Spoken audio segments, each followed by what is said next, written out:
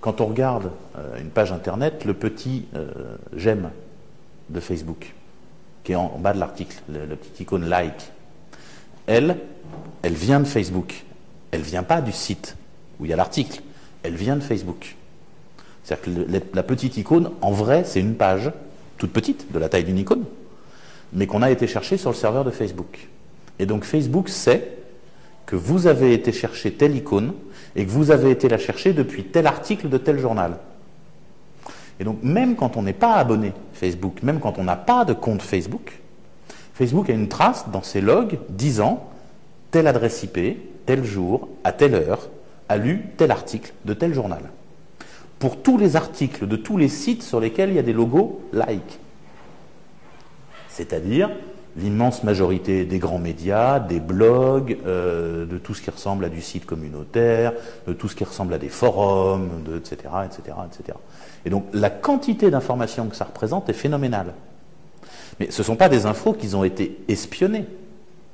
Ils n'ont pas violenté mon ordinateur pour qu'ils leur disent. Mon ordinateur a affiché une page web. Dans cette page web, il y avait écrit « il faut aller chercher telle image » sur le serveur de Facebook. Il a été chercher l'image en question. Et voilà.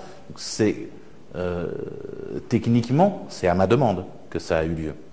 C'est parce que j'ai demandé à voir la page que cette information a été transmise.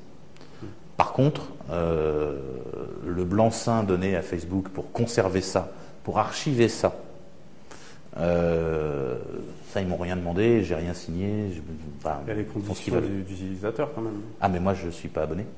Ouais.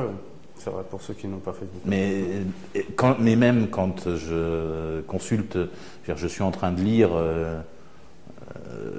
Télérama.fr, j'y suis pas en tant qu'abonné Facebook, j'y suis juste en tant que je lis le site.